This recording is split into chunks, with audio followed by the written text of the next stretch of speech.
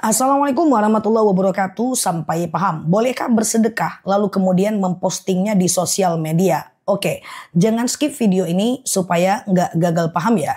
Teman-teman, bersedekah itu adalah diutamakan keikhlasan. Tapi apakah kita menilai orang-orang yang memposting sedekahnya di sosial media adalah bagian orang yang tidak ikhlas? Belum tentu. Jadi begini, jika niatnya memposting sedekahnya untuk memotivasi orang lain sebagai syiar dakwah, atau menginspirasi orang lain dalam sedekahnya, jika niat dalam hatinya adalah untuk mengajak orang lain fastabiqul khairat, maka tidak ada masalah ya. Karena banyak fakta para sahabat yang juga menyampaikan angka sedekahnya untuk memotivasi kawannya yang lain, begitu. Nah, tetapi ketika dia memposting sedekah, tapi tujuannya untuk validasi, menyatakan dirinya baik, dia ujub, ya, menyatakan dirinya validasinya adalah dia adalah orang baik, maka sedekahnya tidak akan diterima. Qaulun ma'rufun wa ma'rifatin khairum min shadaqatin yasba'uha aza. Enggak usah sedekah, lebih baik daripada sedekah tapi untuk validasi. Jadi maksud daripada video ini, kalau teman-teman lihat orang yang sedekah dan dengan sedekahnya dia menyampaikan memposting sedekahnya, kita tidak bisa menilai mereka.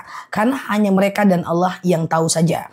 Jika mereka niatnya berlomba-lomba untuk melakukan kebaikan, mengajak, menginspirasi orang lain, mereka dapat pahala besar.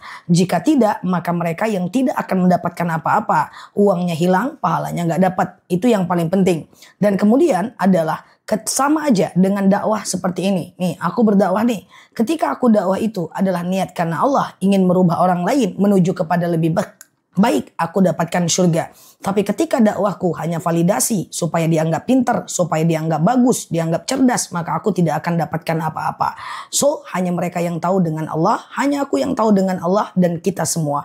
Tidak boleh menghakimi orang lain, tapi ini untuk diri kita. Seandainya suatu ketika kita sedekah, maka sedekahlah untuk Allah. Seandainya suatu ketika kita berbagi ilmu, niatkan karena Allah. Semoga bermanfaat. Assalamualaikum warahmatullahi wabarakatuh.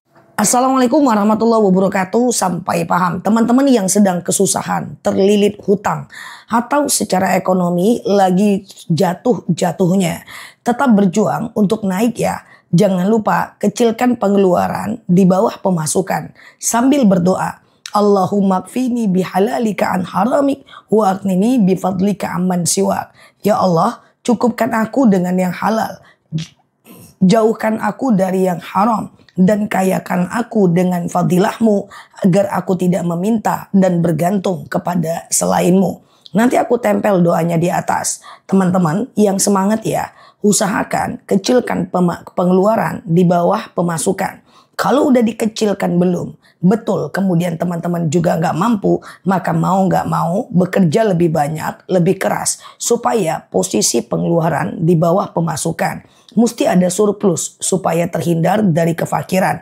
Surplus itu adalah selisih antara pengeluaran dengan pemasukan. Jika dia tidak ada selisihnya, maka itu akan menyebabkan faktor kemiskinan jangka panjang.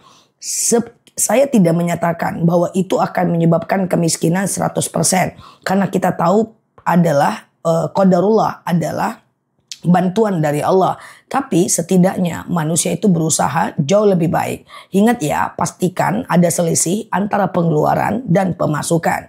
Semoga bermanfaat. Yang Lucky di sini, like, share video saya ini. Follow kanal saya ini, hadir di live ceramah dan tanya jawab bareng aku dan sampai paham. Assalamualaikum warahmatullahi wabarakatuh. Assalamualaikum warahmatullahi wabarakatuh. Sampai paham. Apakah sedekah subuh itu harus traktir kawan di hari Jumat? Oke. Teman-teman, pahala sedekah di hari Jumat lebih besar dibanding pahala di hari biasa. Itu sebab aku sering sampaikan, kalau sedekah subuh dikumpulkan di waktu subuh, 2000, 2000, 2000, 2000. Kalau diserahkan di hari Jumat lebih besar pahalanya. Tapi apakah harus di hari Jumat? Tentu tidak. Tentu kita itu pengen amalan yang sama tapi pahalanya berlipat. Salah satunya adalah sedekah dipilih di waktu-waktu yang paling dilipat gandakan pahalanya. Salah satunya di hari Jumat. Tapi apakah harus di hari Jumat? Tidak. Itu sebab ada namanya Jumat berkah, ada namanya berbagi Jumat ya. Ada namanya Jumat Dimana di hari Jumat itu kan hari lebaran mingguan orang Islam. Sehingga banyak yang kita rekomendasikan sedekah itu kalau bisa diserahkan di hari Jumat. Apakah harus? Tentu tidak. Yang penting jalankan aja sedekah subuhnya setiap subuh. Nanti didistribusikan, tidak harus di hari Jumat.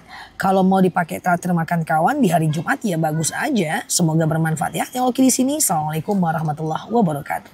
Assalamualaikum warahmatullahi wabarakatuh. Sampai paham apa hukumnya puasa setiap hari? Oke, teman-teman, maksimal puasa itu adalah sehari puasa, sehari tidak. Sehari puasa, sehari tidak. Sehari puasa, sehari tidak. Itu udah paling mentok dan maksimal. Itu namanya puasa Daud.